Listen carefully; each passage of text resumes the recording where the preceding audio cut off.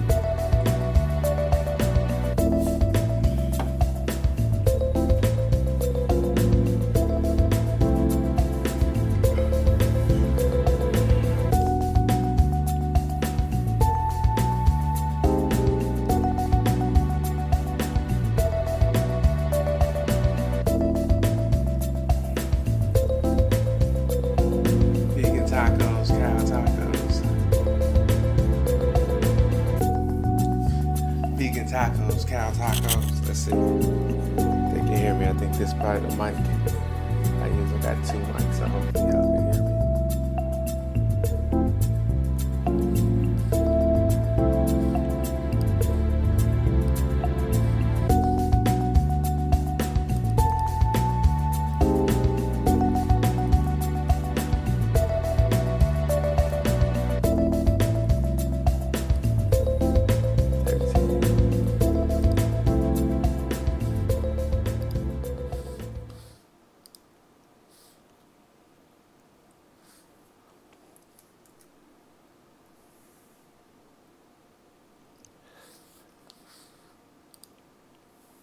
What's the word? What's the word?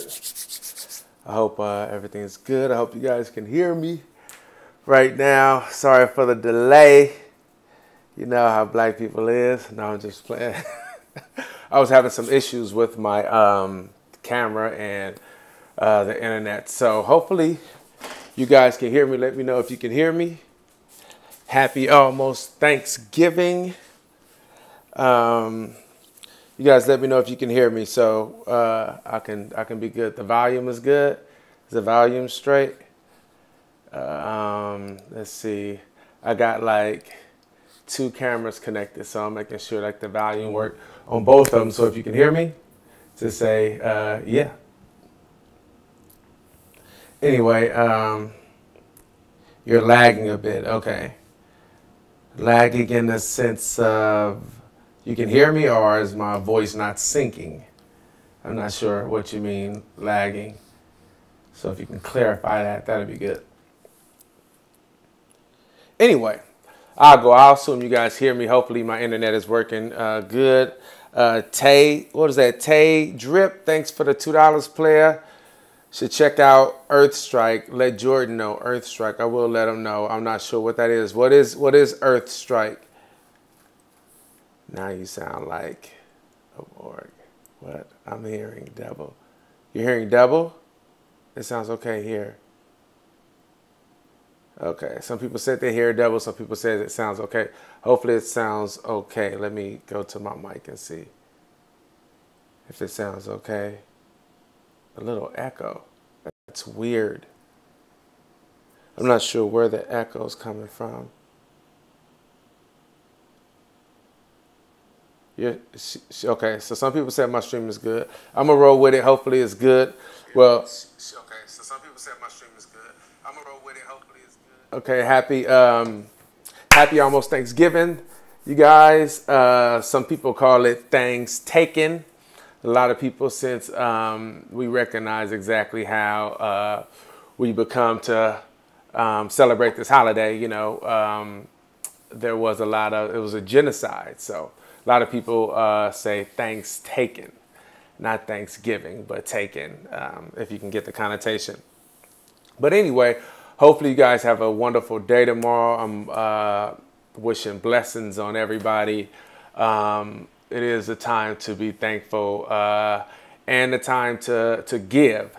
And I think the best way to give is through activism and through protests. You want to, you know, giving people freedom, the freedom to be able to vote without worrying about being suppressed, the freedom to be able to drink clean water. So there's a lot of things that we can do to actually give thanks and give to people, so you know, they can be free, because freedom is the best thing. So today what I want to do is I want to talk about the shooting that happened in Chicago. I kind of want to get into that because I want to, you guys probably don't know, but there's been a whole lot of legislation that's passed in the 80s and the 90s that has blocked research on guns and the implications of guns, the public safety of guns, how it's a public health issue. And also there's just a lot of legislation when it comes to, you know, gun safety and how a lot of things are being blocked with the NRA. And I kind of want to get into that, you know, thinking that this is the third major, I would say the third major mass shooting in 3 weeks, but it's actually could be the 13th because from the Pennsylvania shooting to the Thousand Oaks shooting, it was 12 shootings. So that means it was a shooting each day. But they didn't, it didn't hit the news, so people didn't talk about it. But I guess this is the third, I don't want to, national shooting because it made national news. So we'll say that. So I wanted to get into that. And so I'm going to talk about what happened on Friday. What's today? Wednesday? Yeah. On Tuesday. Today is Wednesday, Tuesday. So it was on Monday. So let me get into it. As I'm you guys can see, I'm a little off a little bit. So this is the Mercy Hospital shooting in Chicago. What we know so far. So this was on, it was updated yesterday, November 20th. I guess it was originally, it was updated yesterday. So as of Wednesday morning, this article is no longer being updated. Okay, bam, bam. 4 people, including the gunman, were killed in a shooting at Mercy Hospital and Medical Center in Chicago's South Side on Monday, according to police. Besides the shooter, a police officer, an emergency room doctor, and a pharmacist resident were killed.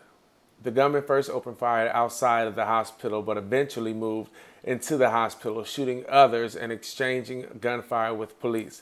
The hospital has since been secured. The story is still developing, but here's what we know. Around 3 p.m. local time, the gunman shot a woman at Mercy Hospital parking lot. He then went into the building where he continued firing shots. Police responded to the shooting and exchanged fire with the gunman, officials said at a press conference. The shooter, identified by police as 32-year-old Juan Lopez, was killed. It's not clear if he died by police fire or a self-inflicted gunshot, and that's something because a lot of people that do these shootings end up killing themselves before they're killed by the police. So the victims, as reported by Chicago Tribune, Tamara O'Neill, an emergency room doctor, Dana Less, a first-year pharmacy resident, and Samuel Jimenez, a police officer. The shooter was in a relationship with O'Neill. Wow, didn't know that. The shooter was in a relationship with O'Neill and confronted her in the parking lot before shooting her, according to the Tribune. Jesus Christ. The hospital is secure and expected to reopen on Tuesday. The U.S. Bureau of Alcohol, Tobacco, and Firearms and Explosives tweeted that the Chicago division is responding to the active shooter incident at Mercy Hospital in Chicago, and assisting our local and state partners. Everything else, okay, there has been more than 310 mass shootings in the U.S. so far in 2018, according to the gun violence article. So let's look at this article. Okay. So since November 12th, California, Thousand Oaks. Okay, so since Thousand Oaks, there's been 1, 2, 3, 4, 5, 6, 7, 8, 9. There's been 9 other shootings since the Thousand Oaks shootings. Wow, and it was one in Watts too. And that didn't even make the news. I didn't even see that. Wow. So, you know what? That was something that they just brought up right now about the ATF. I wanted to get into them as well because the ATF, they're in charge of dealing with these issues, dealing with mass shootings, firearm, gun trafficking. and they're the most underfunded, understaffed agency in the government, and the NRA tries its best to shut them down because they want to sell more guns because they are in the pockets of the gun manufacturers. That's what it's all about. So first, before we get into these articles, I cut up a little clip of a documentary. I know I've been talking about it a couple of times. You guys probably know. It's called, that I did with Brave New Films, Making a Killing, Guns, Greed, and NRA. And this is a couple highlighted clips of how guns are used in domestic violent issues, accidental, unintentional shootings, gun trafficking, and suicide. So I cut up the little parts that give you the statistics of these and what happened. So I want you guys to check this out, and then we'll get into some articles that I think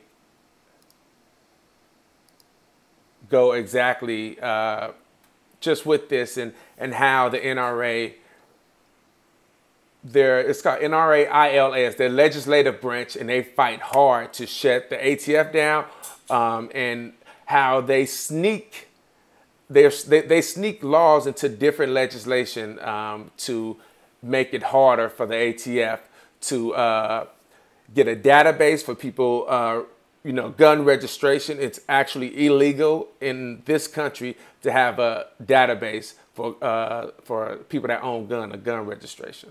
But anyway, check this video out and we'll get to it after that. This is a story we report too often. Women hurt or killed, their husbands accused of the crime. For the second time in less than a week, a case of domestic violence ends in gunfire. Police say a father killed his wife in front of their children. The gunman's ex-girlfriend James was shot and killed his wife and then turned the gun on himself. He left Alyssa with 2 bullet wounds in the head. Killing the mother of his child while she slept. Shot and killed his estranged girlfriend.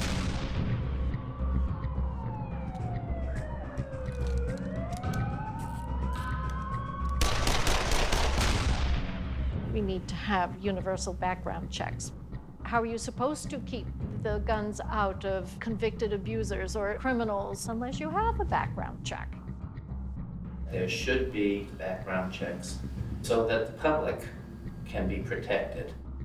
We want the federal gun laws on the books right now to be enforced against felons with guns, against drug dealers with guns. And when the NRA stands there and proposes that we just need to keep the guns out of the criminals and the mentally unstable, well, how can you determine that unless you have background checks?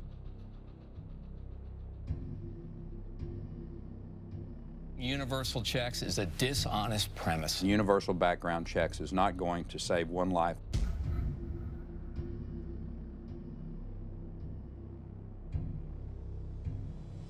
Here's the simple truth. Strict gun control laws do not work.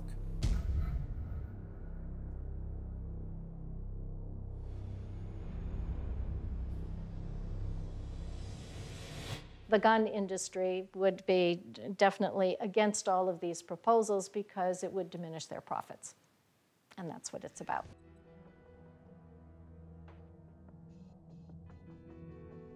Our goal is to try to raise at least $100,000 a year, every year, for the NRA, because they're looking out for us in Congress. I think it's important for everybody to step up and support the NRA. They are our voice.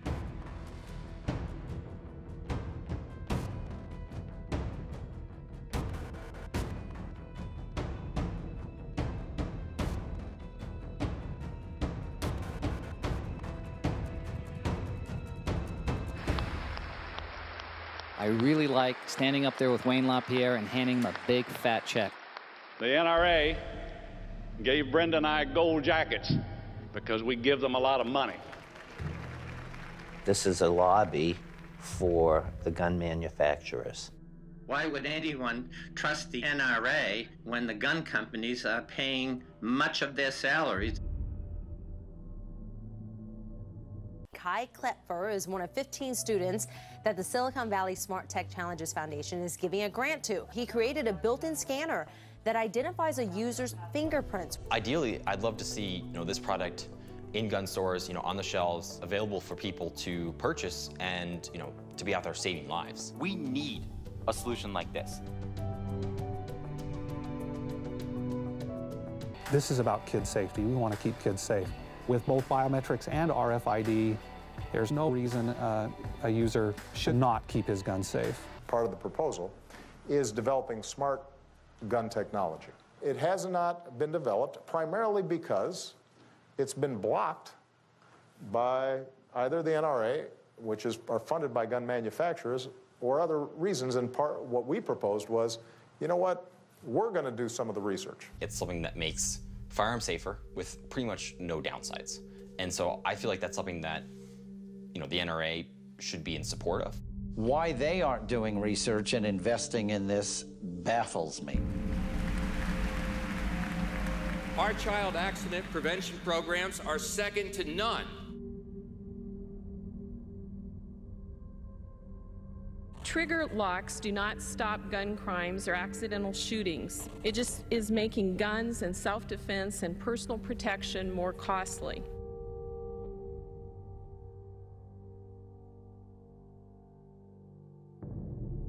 We know that the smart gun is the holy grail for the anti-gun movement. Why?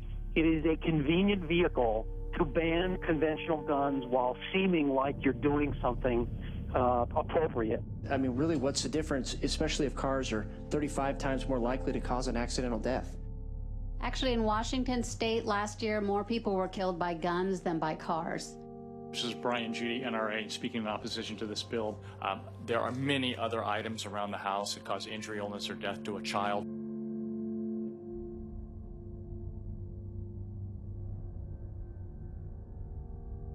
Then, of course, there's the city of Chicago. More people killed there last year than American troops killed in Afghanistan. We're going to take you now to Chicago, where this past weekend at least 52 people were shot, 8 of them killed in a wave of violence across the city. We are hearing about shootings, it seems, daily. An 11-year-old girl shot in the head by a stray bullet died this morning. The honor roll student gunned down while walking with friends. 17-year-old was shot in the chest and killed last night. Another violent weekend here in Chicago. 3-year-old including a 1-year-old girl gunned down in a weekend of violence. 4 children was the innocent victim of a drive-by shooting. Chicago's violence problem is directly linked to the number of illegal guns, the majority of which come from states with weak gun laws. 60% of guns found in Chicago crime scenes are trafficked into the city from other states.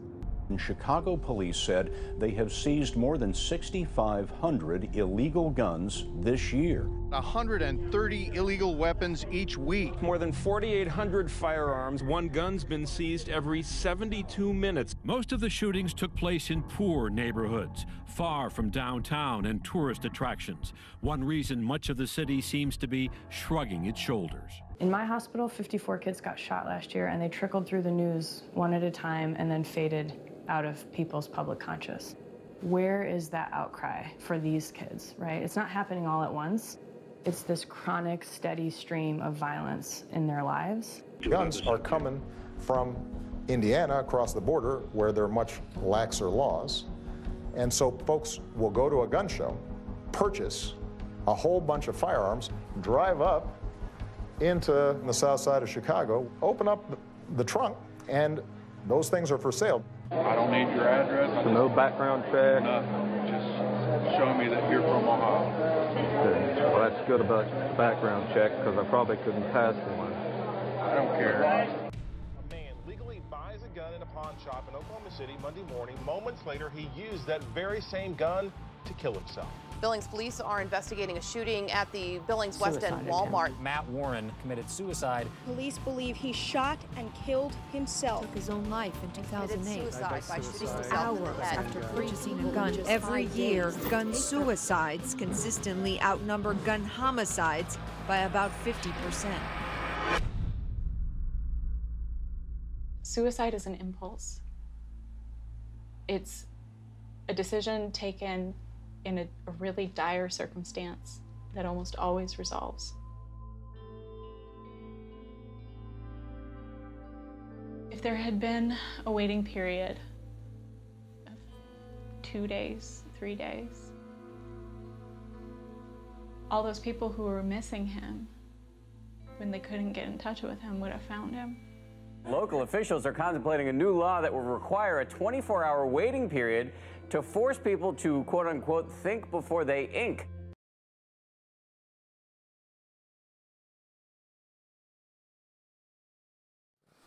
Crazy, right? See, they're making people wait 24 hours for a tattoo. You know what the intention there was trying to show the audience how absurd it is not to have people wait 2 or 3 days to get a gun. There are a whole lot of other examples on there. I didn't want to put it on there to make it too long, but they had an example of, you know, them changing laws saying kids that's under 21 have to wait 2 days before they can actually get their driver's license, even after they pass the test. The tattoo issue where they're saying that think before you ink. You know, they're passing a law that says when you want to get a tattoo, they then make you wait 24 hours just so you can make sure that, you know, you're making the right decision. We're doing all these things in other places to make sure that they're cautious and looking out for people, but for some reason, when it comes to guns, no one wants to do anything baby. Zoe, be quiet, mama. Come here. Come here. Come here. I know, come here though. Since you yelling, everybody needs to see who you are. But this is why it's absurd, right? And the reason why we can't pass any legislation, obviously we all know, it's the NRA. And I'm gonna read an article to you guys to kind of show you exactly how the NRA has been blocking all types of legislation that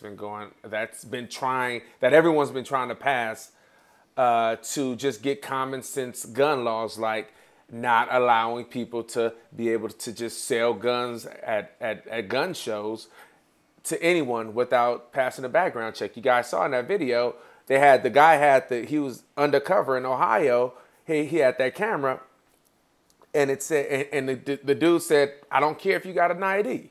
This happens all the time, and you have all these guns that's being trafficked into Chicago, and you have all this crime, and everyone always likes to point to Chicago, but they don't bring up the fact that the majority of guns that's found in homicides in Chicago are coming from the surrounding states. Chicago City, it's illegal in Chicago to even have a gun store. But you're not going to be on camera. That one's not it. It's illegal. It's illegal in the city of Chicago to have a gun store. You can look that up. It's illegal. So if it's illegal to have how are all the guns getting? It's because they're being trafficked in. Because a lot of these gun shows are allowing people that are quote unquote collectors to be able to sell their collection without doing any background checks. And it's absurd. And so let me see where I'm at. This article right here.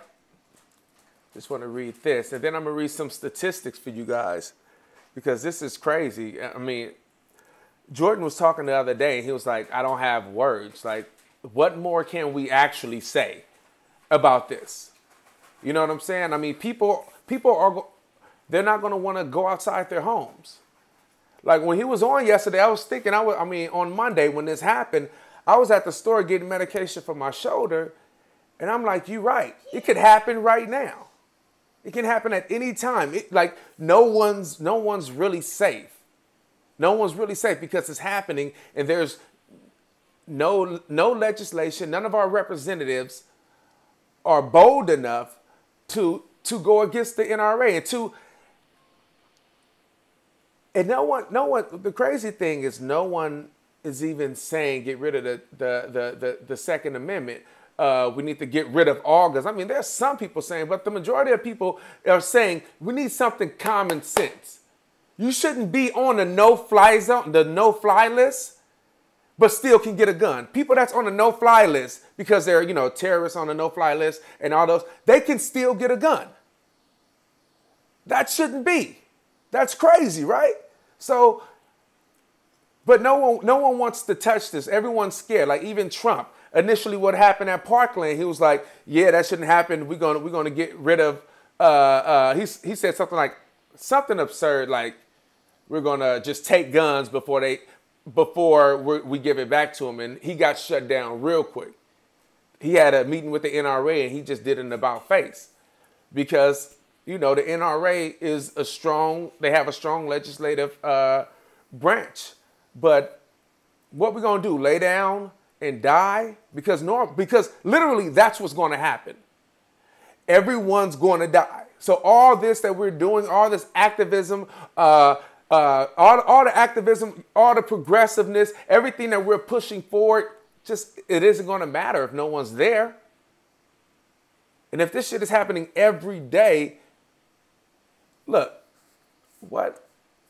I'm going to go back to this article right quick because, where is it? Talking about mass shootings. So since the 12th, when was Thousand Oaks?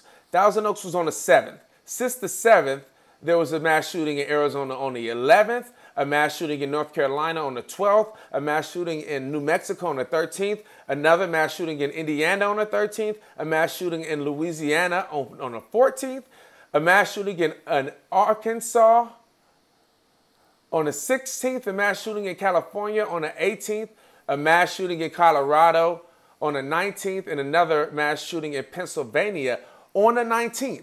This is every day. This is every day.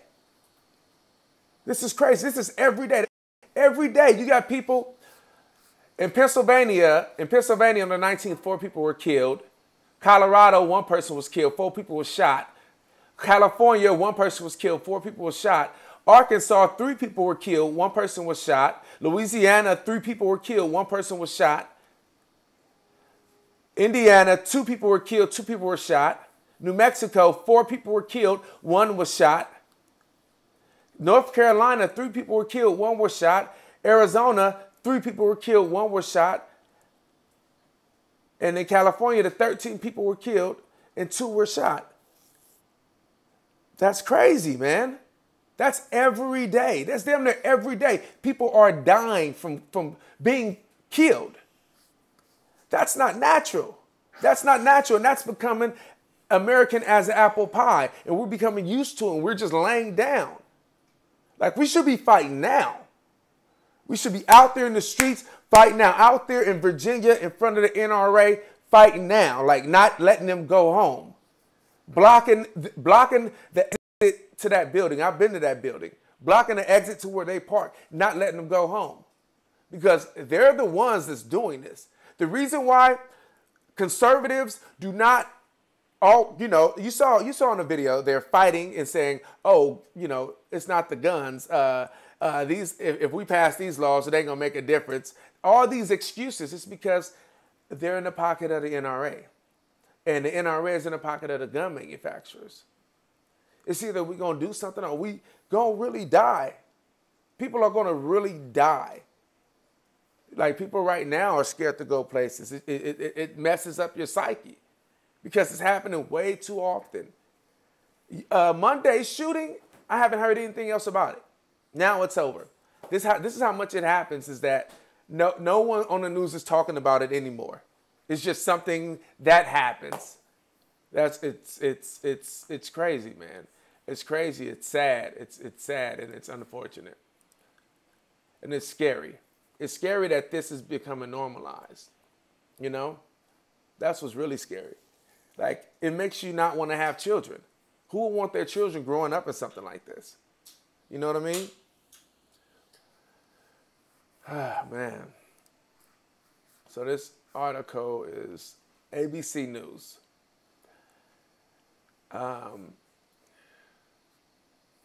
Here's why the federal government can't study gun violence. On the heels of the deadliest gun massacre in modern U.S. history, Republicans and Democrats alike have decided the killing and offered supportive words in hundreds of victims in Las Vegas.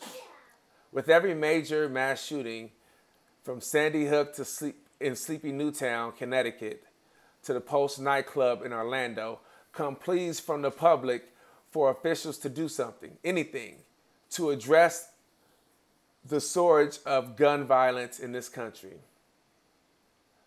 On this case, politicians from both sides of the aisle, with the support of the NRA, have indicated they may be open to a conversation about common sense gun restrictions, including restricting bump stocks devices designed to allow semi-automatic rifles to function like automatic rifles. If you guys don't know, the difference between semi-automatic rifles and automatic rifles, you should know, because if you ever have this argument with a conservative or someone that's in the NRA and you make a mistake describing a gun, they're just going to try to shut you down with that and try to embarrass you. If you say an AR-15 is an automatic weapon. So an automatic weapon is banned. It's illegal in America. So if someone has an automatic weapon, then they have it illegally. Not even illegally like purchasing it. It's banned in America, so it shouldn't be here. So anytime someone has a gun, you know, like an AR-15, it's still semi-automatic. The guns that are available are semi-automatic guns and, you know, revolvers and then like the pump. So the difference between a semi-automatic gun and an automatic gun is a semi-automatic gun, which is every, you know, Glock, AK, it's every time you have to pull the trigger for a bullet to come out. So you pull the trigger, a bullet come out. That's a semi-automatic. What makes, you know, AR-15 more deadly is that the gun is like a featherweight. You can just hit it real fast and it'll shoot and it'll seem like it's an automatic. An automatic gun is you just hold the trigger down and and bullets shoot out. So that's the difference, so you know.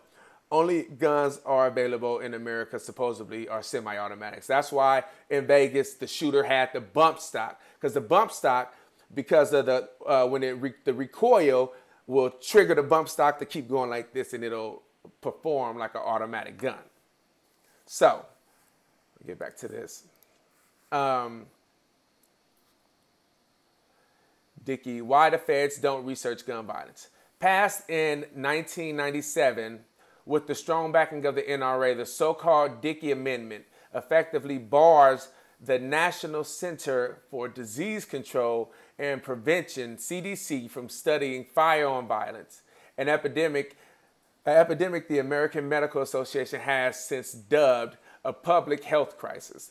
The amendment, which first tucked into the appropriations bill signed. So see, this is what happens. This is what they do all the time. They toss amendments in other bills that has, like this bill has nothing, the appropriations bill has nothing to do with guns, but this is what happened in Congress and with politicians. They'll pass one bill, and to get more votes on the bill, if you want to get the bill passed, to get, like, say, you know, if you want to get a tax bill passed, they'll be like, okay, I'll sign it, but I want you to throw this amendment in for animal rights or something like that. That's what happens with this legislation when they're trying to compromise and get bills passed. So this is what they did. They did this twice. It's another one. I'm gonna read it. But this is what they do to, you know, kind of, you know, they sneak this stuff in so they can win. So anyway, let's get to it. The amendment, which was tucked into the appropriations bill signed into law by President Clinton, stipulates that none of the funds made available for injury prevention and control of the Center for Disease Control and Prevention may be used to advocate or promote gun control. A similar provision was included in the Appropriations Act of 2012. Wow, 2012, a similar one. That was when Barack was in office. Named for Republican Rep. Jay Dickey of Arkansas, a self-proclaimed point man for the NRA on the Hill. The Dickey Amendment does not explicitly ban CDC research on gun violence, but along with gun control, line came a $2.6 million budget cut to exact amounts that the agency had spent on firearm research in the year prior. And a quiet weariness. So where is ATF? Can't track guns electronically. So why the ATF can't track guns electronically? Laws govern not only the tracking of gun violence statistics, but tracking of the firearms themselves. The Tariff Amendment, this is the thing that I was trying to explain the other day. The Tariff Amendment, first sponsored by Kansas Republican Rep. Todd Taft, I think that's his name, and recently reauthorized as part of another appropriations bill, prohibits the Bureau of Alcohol and Tobacco and Firearms, the ATF, from maintaining a searchable database. Instead, officers attempting to trace a gun using in commissions of a crime must use a card catalog and phone system to track the weapons. So, when we were shooting the film, Making a Killing Guns Green, the NRA, we went to the ATF, they have an ATF building in Chicago. And if you go in there, it's literally stacks of paper. It's stacks and stacks and stacks of paper of receipts of guns. That's what the ATF has. No, so they literally, if they're trying to trace a gun, they have to then go through all those stacks of papers to find a gun, find where the gun was purchased, like originally purchased. If they find a gun, in a murder or something, and the serial number is still on there, they would have to then go through all these papers versus like going in a computer and checking out a data system. That Taft Amendment makes it illegal to do that. They cannot create a database for firearms at all. This is what the NRA has done. This is how strong they are. Like, it's illegal to do that. And so until there's an amendment to amend that or something put in place that will trump that, this thing has actually been in, let me see how long this has been, since the 80s, I'm sure. Taft law, authorization, often officers themselves are forced to comb through. See, often officers find themselves combing through boxes and boxes of papers and records. Many of them barely legible by hand, and it's antique. I can't even pronounce that word. System, like it's antique, which stretches the average processing time from hours to days. Cost taxpayers around $60 million over the course of 12 years, the ATF Tracing Center estimates. Wow. So this is how powerful the NRA is. That conservatives are so gun-ho on saving money, putting costs down, not taxpayers. This is costing taxpayers $60 million. And because the NRA backs it, it's not an issue, which is crazy. By numbers, bam. So I want to see if they have when this came into law. It doesn't, but it was in the 80s when that amendment was, let me see, reauthorized. So that's how powerful the NRA is. But I wanted to show you guys that that video because guns are used so much. Like, we don't realize how many people are dying each year. And I didn't, if you guys want to watch the videos called Making a Killing Guns Green, the NRA, and it goes through guns being used in domestic violence issues, gun being used in unintentional deaths where, a kid gets a gun because the parent didn't lock it up and someone ends up dying. Guns being trafficked like into Chicago. That's who they focus on. Guns being involved in suicides and mass shootings also. And you get a real glimpse of how this issue is just permeating around this nation and no one's doing anything about it. Really. You know, I mean, if we look at it, real talk, the majority of mass shootings that happens right now, really, for the most part, affects white people, right? And you would think, historically speaking, think about like the crack epidemic, right? When the crack epidemic first started, there was no issue. They didn't have the DARE program. What happened? The DARE program came into fruition because gang members, because they started getting a lot of money, they would have dinner and hang out in Beverly Hills, and you start having rival gangs hanging out in Beverly Hills, and so you then started having shootouts in the streets of Beverly Hills. That's what triggered the Just Say No and the Reaganomics and all that stuff that started targeting crack homes and, you know, going, you know, putting people in jail and changing the laws. Like that's what started that, right? Because it started to happen in a white neighborhood, right? So think about that. Right now, the majority of killings, historically speaking, when it comes to gun violence, that normally happen in like more impoverished neighborhoods, and normally the more impoverished neighborhoods are mostly people of color, just because of how the system has been built in this country. And so you have more gun violence in poor areas. But if you think about like the majority of the mass shootings, they're involved, it's involved mostly white people that are being killed. So this lets you know that when it comes to their money, they don't give a fuck about nobody. They don't care about nobody. They're not gonna pass any type of laws that's gonna make you safer. That's gonna minimize the amount of money that they make per year, because that's what it's all about. It's about their bottom line. And if you gotta die for them to have a mansion, hey,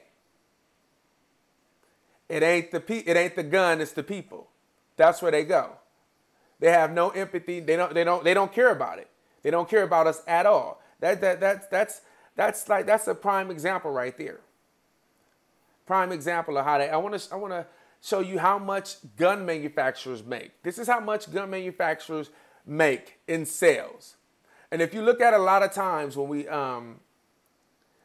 what gun manufacturers do, they'll say like Nancy Pelosi's trying to take away your guns. You can look at that right now. Right? Like right now, if you go to NRA ILA, their legislative page, they can't talk like normally. It'll be, you know, Barack, Hillary, they're trying to take away your guns, and they have this hysteria, and guns will go through the roof. Now they're using people like Chuck Schumer and Nancy Pelosi is going to take away your guns. This is what they do because they can't use the president because Trump is pro-gun, so pro-Second Amendment, right? But they use any type of fear tactics to do whatever they have to do to hike their sales up. So this is how much the gun manufacturers has made, and these are the figures that we found in our research when we were doing the film Making a Killing. Beretta made $725.9 million, $725.9 million in sales in 2013. They gave the NRA $2.2 million. Like in 2000, they've given the NRA $2.2 million. Colt made in 2012 $213.3 million in 2012. Smith & Wesson made $626 million in 2014. Ruger made $544 million in 2014. Mossberg made $201 million in 2014. And Glock is worth $2.5 billion. The gun manufacturers have given over $20 million to the NRA. The NRA has made their revenue in 2014 was $310. So you can see what's going on right now. It's all about the money. It's right in front of your face. They're making all this money and they're giving it. They even said it. You saw it on the video. He's like, we love the NRA. The NRA is in Congress speaking for us. They're our men. They're in Congress. They're lobbying for us. You know what I mean? So they're in the pockets of them. So they don't really care about their constituents. You have 70% of their constituents would like background checks. And like universal background checks. And you have 50% of the constituents will like a 3-day wait period. That's 50%. If we're looking at politics and the president's, what do they call it when he's like his approval rating, 50% is great. So if you got 50% of your constituents wanting something, then you should be listening, but they're not. They go against it at every cost. So that's why we continue to have these mass shootings, and people are going to continue to die until we get up and do something about it. And if, pressure our representatives to do something about it, and if they don't, we vote their butts out of office. And that's and it should be that simple. You know what I mean? We need to activate right now. We don't need to wait till it happened to us to push us to activism. Because normally that's kind of what happens, right? I spoke to a lot of people when we were shooting this documentary. We had a screening for a lot of the survivors, the families.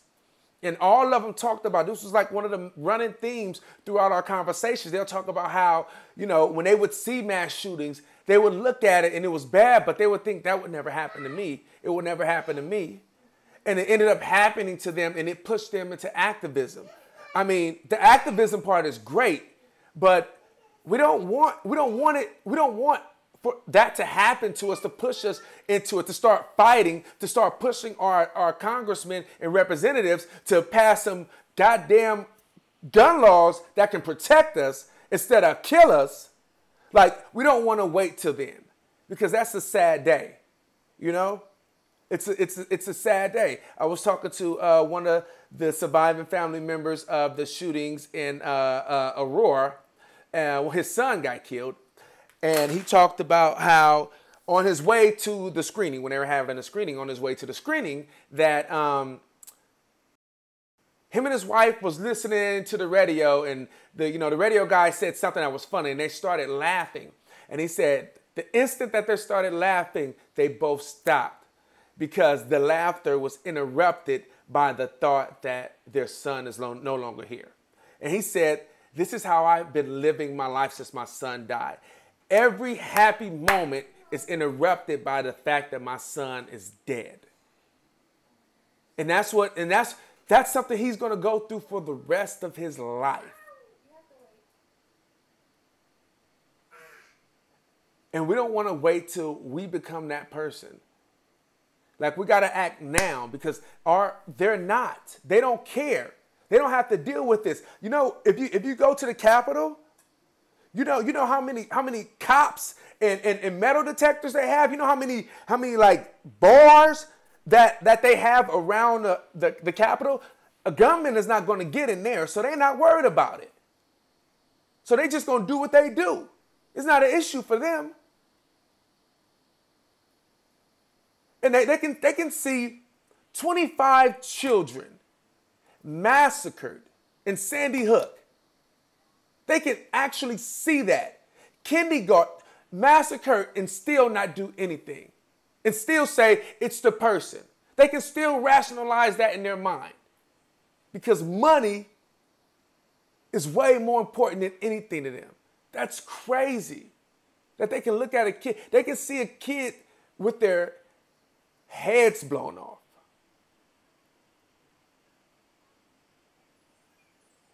And be able to rationalize it not being, or the United States not having a gun issue.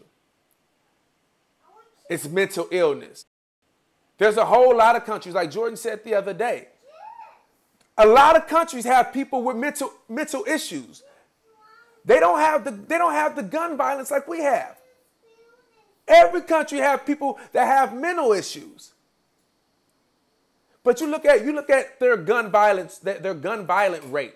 How many people have died in a year of gun violence? It's not the people, it's the guns. Period, point blank. And that's what we need to know, and that's what we need to push forward. You know what I'm saying? I'm gonna tell you the truth. I'm really not into to taking guns. I'm not. You can have your gun. I think if people want to have guns in their house, that's okay. You want to protect your family and things like that. But it shouldn't be easy. It shouldn't be that easy for a person to walk into a gun show in Texas and be able to buy 30 guns without showing an ID or having a background check and drive those guns out to Chicago or drive those guns to anywhere and just sell them for, you know, to whoever. Like, it shouldn't be that easy. No one should want it to be that easy. Like, even gun enthusiasts, and it's a lot of pro-gun people that don't like that. They don't like that fact. That it's that easy, that loophole is that easy, that someone can say that they're a gun collector and are not obligated to authorize a background check for someone that they're selling a gun to.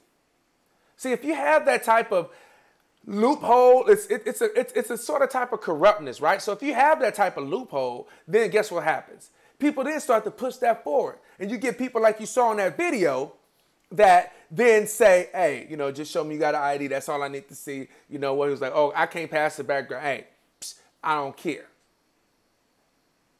And that's what starts to happen. Because then it starts to be greed. They start, you know, I can just sell this and sell this and sell this. You know what I'm saying? And everything starts to perpetuate. So certain things like that we know we can fix, we should fix. If we know that 80% of the guns that's been found in homicides in Chicago came from Indiana or Wisconsin, then there's an issue there. And we should fix that. And it's been going on. They said if 70% of the guns are located somewhere, come on. The only reason you're not addressing that is because it's not in your interest. That's the only reason. If you're part of the government, if you're part of the state government or the local government in Chicago, if no one is addressing that, then it's because it's not a part of your agenda. For some reason, you're benefiting from those guns being trafficked into Chicago.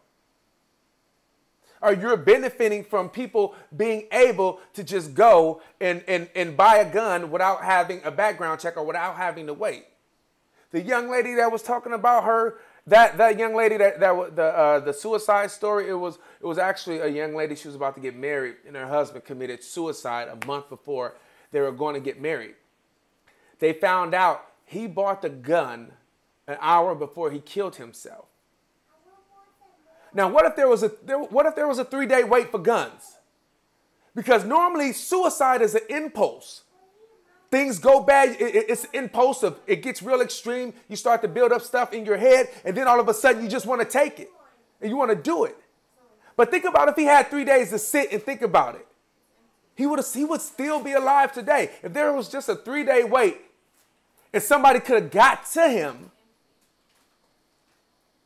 he could still be here today. And that's a lot of people that commit suicide, that buy guns, that could still be here because it's an impulse. It's just something, and it happens like this. When a decision is made, it happens like this. I had a cousin that shot himself in the head. It just happened like this. What he did, it was crazy. He shot in the air first and then shot himself in the head. I assumed that maybe he was trying to hype himself up by shooting it, in the air. I don't know. But it was like an impulse. Things go wrong. You know what I mean? Life is hard. Things build up. And we react in a moment. Think about having an argument. You say something that you probably wouldn't want to say because you're in the moment and you're heated. But when you step back and you calm down, you're like, I didn't mean that. I shouldn't have said that. And you think you're a little more rational because you're not as emotional. You know what I mean? So if you can allow a person that courtesy, it's not an inconvenience, it's a courtesy. That 3 days to reevaluate their lives, maybe they will still be here. So we really got to think about it, man. This shit is getting old. Who want to keep talking about mass shootings? It does not. What happens is it just stays in your head, and you're going outside and you looking around, you just look. I remember This was right after the Aurora shooting. I went to go see a movie, and I noticed everything. That's how paranoid I was. In that movie theater, a person would wiggle in the seat, I would notice it. A person would get up, I would notice it. I noticed every movement because I was so paranoid. And that's what it does. It makes you a prisoner. We shouldn't have to feel like prisoners. That's why we gotta fight. We gotta fight the NRA. We gotta fight their legislative groups. We have to fight any congressperson that's in the NRA's pocket. You guys should look at videos of Ted Kennedy, how he went against the Republicans on the floor, and he said that Congress is in the pocket of the NRA, and that's the truth. Even Democrats are in the pockets of the NRA. Terry McAuliffe, for one, the former governor of Virginia, in the pockets of the NRA. His district attorney passed. He drafted some what is it called? Memorandum. I can't think of the word, but he drafted some. I would just say legislation that would restrict people from concealed carrying in their state, right? So in Virginia, they used to have real lax laws. Like if you had a concealed carry in your state, like Texas, you would have reciprocity and be able to conceal carry in Virginia. So I think it was like 22 states that had reciprocity in Virginia. Attorney General said, you know what? There's a lot of states that don't have our standards. So I'm passing an amendment. Whatever state doesn't have our standards, they cannot conceal carry in our state. And it was supposed to go into effect February 1st of 2016. February 1st is supposed to go. This is the Attorney General. I mean, the District Attorney. Yeah, the Attorney General. So it ended up, it was only going to be 8 states that would have reciprocity. 8 states that had the same standards as Virginia, and they will be the only states that would have reciprocity in Virginia. It was going to go into effect February 1st, 2016. January 24th, 2016, Terry McAuliffe announced this quote-unquote bipartisan agreement, some backdoor NRA deal, where it then trumped what the Attorney General was doing, and then made reciprocity for all 50 states. So instead of only 8 states being able to conceal carry, all 50 states can conceal carry in their state. And he did this deal behind closed doors with the NRA. And Terry McAuliffe is the guy, when he first ran, he ran on going against the NRA. He ran during the time that the Virginia Tech shooting happened. And I don't know if you guys remember, the young lady that was a reporter that was reporting, and she got like shot on camera. Her and her cameraman got killed. I don't know if you guys remember that happened in Virginia. Well, when that happened, that was the time that Terry McAuliffe was running for governor. And his whole thing was about going against the NRA. Even 2 weeks before Martin Luther King's birthday, he was in Washington on the steps where Martin Luther King did the speech, talking about, going head first with the NRA, not, going against, trying to get proper gun legislation. And then that happened, and so many people were disappointed. I mean, this is what happened when you have people that's in the pocket of the NRA. It doesn't matter to them. Only thing that matters is their political careers, or money, or what they can do once they leave the political realm, in the private realm where they can make a lot of money. That's all it's about. It's really not about helping people. And that's why I'm happy that you see a lot more progressives now that are into helping their constituents instead of trying to make a career for themselves. You know what I mean? Because that's what a lot of them are doing.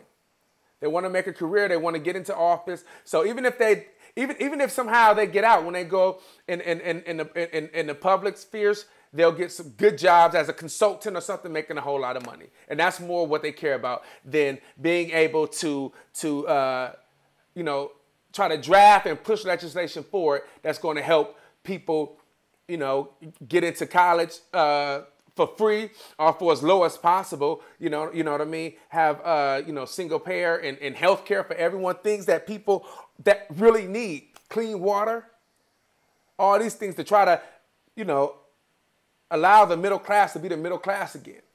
Allow poor people to get to the middle class, to really allow people to have the chance of life, liberty, and the pursuit of happiness. Because it sounds good, but if it's not available to you, then what is it all about?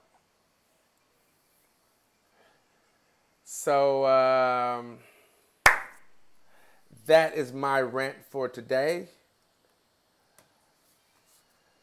And I will, I guess I'll see you guys on Monday because the holidays tomorrow. Tomorrow's Thanksgiving, and Friday I'm gonna be out of town. So, as we said earlier, as Jordan's been promoting, I'll be going live on Monday, Wednesday, and Friday. I apologize, you guys. I've been up all night. Jordan had me edit like 15 videos last night, so I haven't slept. That's why I seem like I'm stuttering and everything, because I'm like real tired. I haven't slept at all. But it don't matter. I wanted to talk about this story. You know, as I do it more, I'm a grab a hold of my feet. Things will run smoother and things like that. Make sure I'm on time. Try to figure out what's up with AT&T U-verse, man. This is crazy. You guys are saying it's buffering. Initially, it wasn't working. That's why it took a little while for me to get on. But anyway, it happened. Y'all continue to support our GoFundMe and the Super Chat. Remember, you guys, that Jordan will be live Sunday for a marathon. We are still continuing to try to raise money to get out there and tell you guys the stories that matter to you. So peace out. Happy Thanksgiving. Enjoy your family. Tell them you love them, because that's what life is. Life is love. Love is everything. Peace.